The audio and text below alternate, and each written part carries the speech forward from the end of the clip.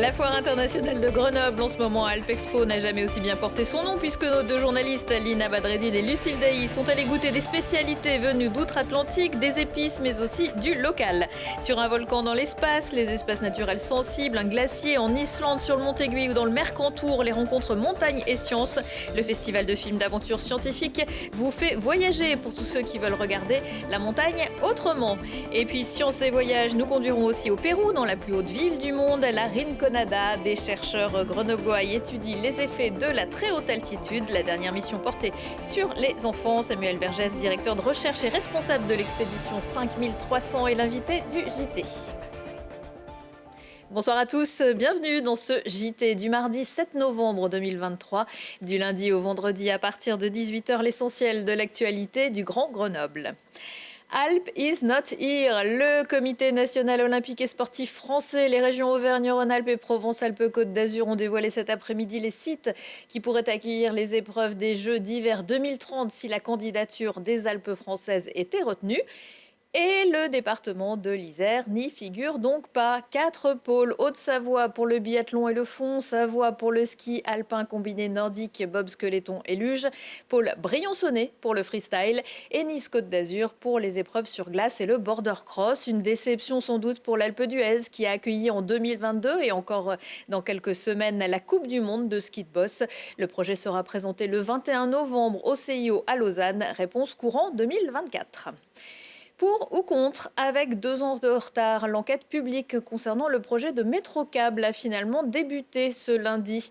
Le projet de l'ordre de 80 millions d'euros doit relier Fontaine à Saint-Martin-le-Vinoux en un peu plus de 13 minutes. Dans un premier temps, ce téléphérique urbain fabriqué par Poma permettra de transporter 600 personnes par heure. Le syndicat mixte des transports en commun, les communes de Fontaine et Saint-Martin-le-Vinoux y sont favorables, ce qui n'est pas le cas de Sassenage, Grenoble, du département et de plusieurs collectifs. Chaque citoyen a 1 mois pour donner son avis dans les mairies des communes concernées, à l'agence M-Métro Plus de la Presqu'île, au siège de la métropole et du SMAG et en ligne sur le site de la préfecture. De nouvelles alertes à la bombe ce mardi dans des établissements scolaires de la métropole. Ce matin, au lycée de Visil, Prévert à Fontaine et Argouges à Grenoble. Et cet après-midi, les lycées Champollion, Stendhal, Louise Michel, Les Eaux-Claires, Mounier et Vaucanson à Grenoble et Marie Curie à Échirolles. Les 2 derniers ayant déjà fait l'objet d'une alerte lundi matin. Tous ont été évacués jusqu'en milieu d'après-midi pour lever le doute. Mais pas de panique si vous entendez la sirène du système d'alerte et d'information des populations demain à midi. En raison du mercredi 1er novembre férié, l'essai mensuel a été reporté au 8 novembre. Elle se terminera le 13 novembre, mais en attendant, on continue de profiter des bons plans de la foire internationale de Grenoble grâce à nos 2 journalistes tout-terrain. Et vous allez le voir, Lina et Lucille ne reculent devant rien pour vous informer. Bienvenue à la foire internationale de Grenoble. J'aime tellement cet endroit que je crois que je vais m'installer ici. Mais avant ça, on va vous faire goûter. Say si bon. Lovers say that in France. Bonjour, je peux avoir une petite olive? Merci. Elle est au poivron. Trop bon. Ça c'est de la crème d'ail avec de l'ail, du basilic frais, de l'huile d'olive, sans viande, sans poisson. Comme ça après je vais interviewer tout le monde. Super bon. Bonjour tout le monde, j'espère que vous allez bien. Oui, on va super bien, mais il y a toujours de la bonne humeur au Canada. Ben, on est tellement content d'être ici, il y a une belle ambiance, les gens ont une belle énergie, donc on est très heureux de partager avec les gens. Les gens ont beaucoup d'anecdotes aussi à nous raconter, donc c'est très agréable. Et de partager aussi la nourriture, c'est quoi? Allez-y, allez-y, c'est un petit biscuit à l'érable. Je pense que la caméraman est jalouse, est-ce qu'on lui en donne un? Ouais. On peut. Est-ce que je fais goûter autre chose rapidement? Ah bah oui. Là, je vais vous faire goûter un petit apéro qui fait fureur. Je vais vous le faire deviner. Moi, je vais tenir votre micro. Vous allez me dire qu'est-ce que vous en pensez. 3, 2, 1. On y va doucement. Le verdict. C'est vachement bon. C'est un petit peu fort, hein? C'est un petit peu fort, ouais. C'est du whisky à l'érable. Ah, toujours de l'érable. Il y a toujours de l'érable partout. On a même du papier de toilette à l'érable. Non, c'est pas vrai. Je vous taquine. C'est des niaiseries. Niaiseries. Maudite niaiserie, comme qu'on dit.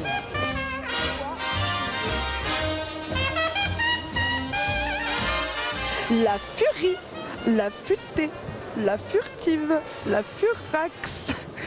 Ils ont de l'imagination hein, chez la furieuse. Et j'ai pas encore pris de furieuse. Je peux me servir? Pourquoi furieuse? Un jeu de mots avec le fût de bière. Et toute notre gamme va s'appeler Furie, Futé, Furax, etc. Ça c'est hyper malin. Et vous êtes d'où? Très doux. Et c'est où ça? Et ben à Sassenage du coup, juste à côté de Grenoble. Super. When they thrill to romance, it means that it's On peut goûter? Ça, c'est l'Osso Irati, ça. C'est la rockstar de chez nous. Le seul fromage AOP, 100% brebis, au lait cru sur 6 mois d'affinage. Il est super bon. I can On va feel faire goûter le même, mais avec la petite confiture de cerise noire. On appelle ça un petit bisou chez nous. oh so good. On va voir si ça fait un vrai bisou. Ça, c'est un bisou anti-Covid. C'est plus qu'un bisou, c'est un câlin. C'est vrai.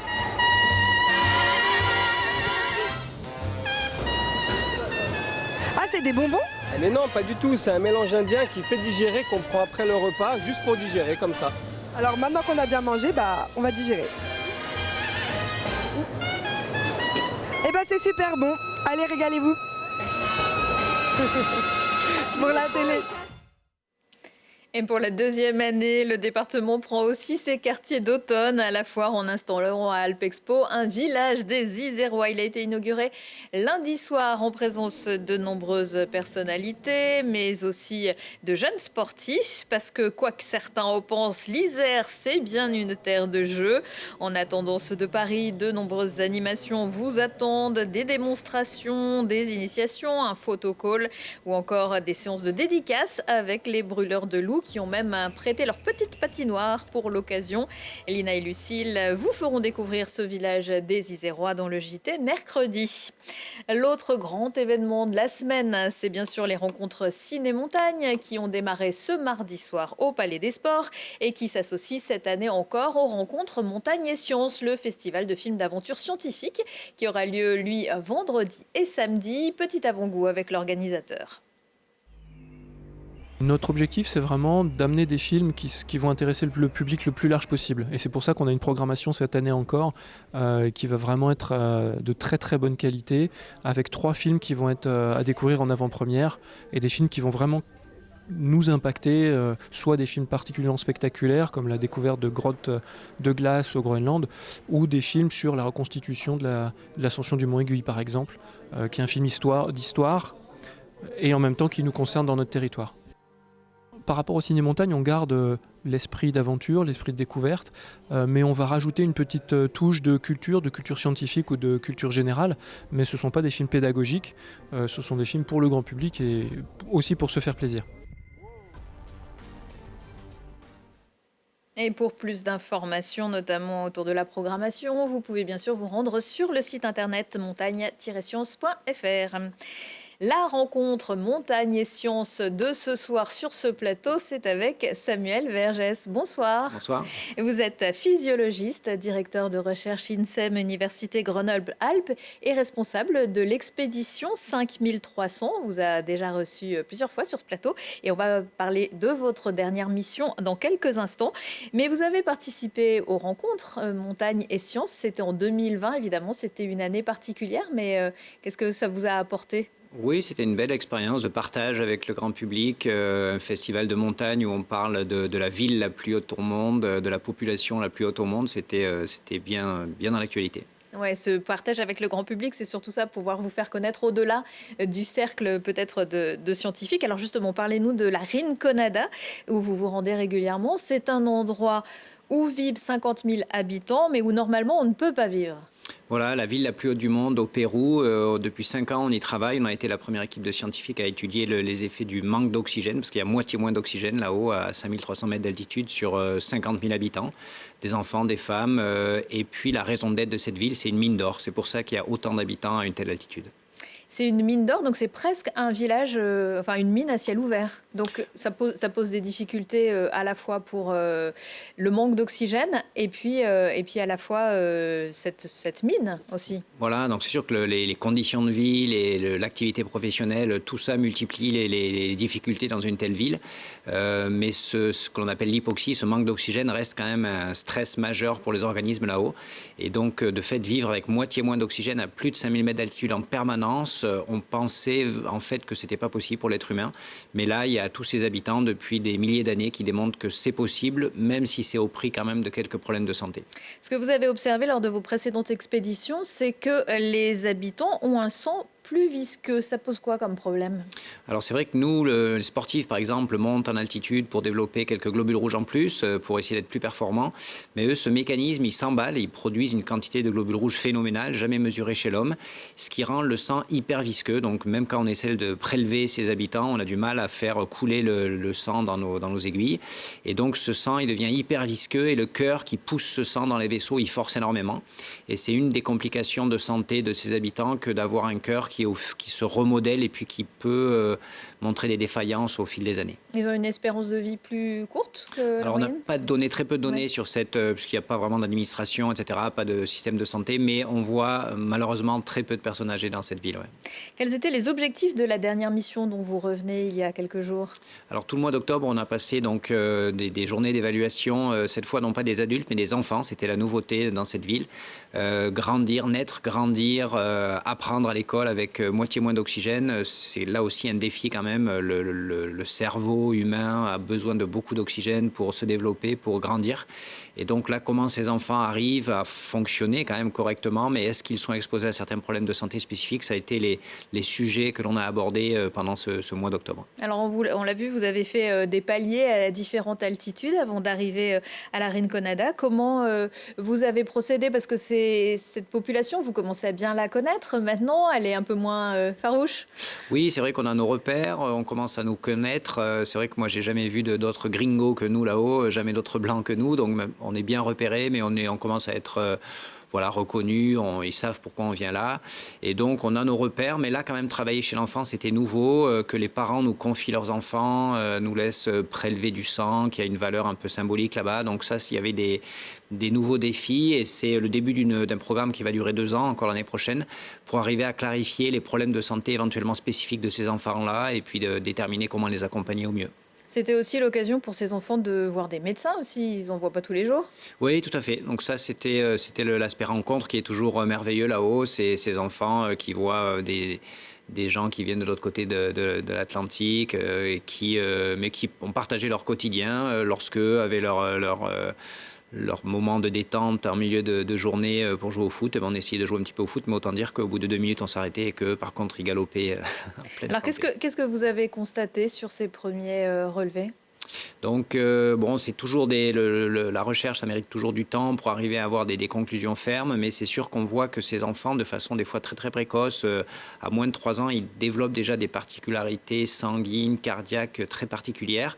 Ce qu'on va chercher à déterminer, c'est est-ce que certains sont plus exposés que d'autres à développer des problèmes de santé plus tard? Est-ce que leur développement cognitif, est-ce que leur croissance peut être altérée? Oui, parce que vous ne faites pas que des relevés sanguins, il y a aussi des tests voilà, il y a tout un aspect neurocognitif, d'évaluation, de voir si leur apprentissage est normal ou pas. Et puis, on a des potentiels accompagnements à leur proposer. On a toute une évaluation nutritionnelle. Il se peut qu'ils aient des besoins particuliers. Donc, du coup, on a des leviers comme ça que peut-être qu'un jour, on aura à activer avec eux. Et alors, ce levier-là, mais aussi, vous avez mis, en tout cas en évidence, quelques solutions qui pourraient aider aussi bien la population des enfants que la population des adultes. Qu'est-ce qu'on pourrait essayer de faire pour les aider? Oui, voilà, donc c'est toute la problématique. Donc, ce qui est Parce sûr qu'il y a des difficultés économiques, évidemment. Voilà, et que les solutions que nous, on pourrait appliquer pour nous, il y a des questions de survie économique. Voilà, ouais, tout à fait. Donc, c'est un contexte très particulier, socio-économique. Donc, pour les plus malades, il faudrait redescendre, mais ça, c'est plus facile à dire qu'à faire. C'est leur famille, leur vie, leur travail est là, donc c'est pas toujours possible, mais au bout d'un moment, c'est quand même la seule solution. Au niveau nutritionnel, on a quand même espoir que pour compenser certains déséquilibres, on puisse avoir des conseils. Il y a des problématiques autour de l'apport en fer, par exemple. Et puis, pour les plus malades adultes, on a pu tester certains médicaments qui fonctionnent, donc on a aussi ce type de recommandations maintenant à leur proposer. Est-ce que certaines données que vous avez pu recueillir là-bas peuvent aussi s'appliquer sur vos recherches ici ? Donc c'est tout l'intérêt de cette étude sur l'hypoxie permanente chez ces habitants-là. Bon, c'est d'une part de les accompagner en termes de santé, mais c'est aussi un modèle de compréhension de malades dans nos hôpitaux, par exemple de malades respiratoires. La Covid a été un bon exemple de maladie où on était privé d'oxygène. Et donc de voir comment ces habitants arrivent à s'adapter, jusqu'à quel point ça éclaire aussi nos problématiques, nous, avec le manque d'oxygène dans nos hôpitaux. Et puis l'altitude, c'est aussi nous, les régions d'altitude, où on vit en altitude, où des athlètes vont s'entraîner en altitude. Donc cette compréhension des effets du manque d'oxygène à l'altitude, ça irrigue des thématiques qui nous sont là plus proches. Vous allez rester là pendant quelques mois, vous repartez bientôt ? Oui, en 2024, début 2024 et fin 2024, on a 2 autres missions prévues, donc on va encore retrouver les enfants de la Rinconada bientôt. Merci beaucoup Samuel Vergès, et puis pour tout savoir sur cette formidable aventure, il y a un site internet expédition5300.com. Merci beaucoup. Et dans l'agenda des idées de sortie pour les enfants justement, et oui, demain c'est mercredi avec à la Bobine à Grenoble un spectacle de la compagnie Arfi Lausanne. C'est une jeune combattante amérindienne très courageuse qui à 13 ans seulement possède de mystérieux pouvoirs, une fine connaissance de la forêt et n'a pas la langue dans sa poche. Des atouts dont l'adolescente va se servir pour libérer son peuple et sa terre, où s'est installé un autre groupe. Une balade musicale et contée. Pour les enfants un peu plus grands, à partir de 8 ans, une œuvre forte à la MC2 Grenoble mercredi et vendredi. Hélène K retrace l'histoire d'Hélène Keller, cette célèbre petite fille américaine qui devint à la suite d'une maladie subitement aveugle et sourde à l'âge de 18 mois. Une émouvante proposition qui entremêle danse, théâtre et langue des signes. Une rencontre avec l'équipe est proposée à la suite de la représentation mercredi, mais aussi dans le cadre du mois de l'accessibilité. Une visite au musée de Grenoble en lien avec ce spectacle, ce sera samedi. Et puis pour ceux qui sont en âge d'apprécier le bon vin, mais toujours avec modération, le Méliès accueille mercredi soir le réalisateur Guillaume Baudin pour la projection en avant-première de son film Vigneronne. Un voyage au fil des saisons à la rencontre de véritables pionnières qui travaillent au plus proche de la nature et élaborent des nectars reconnus mondialement. Une dégustation gratuite sera proposée après la projection.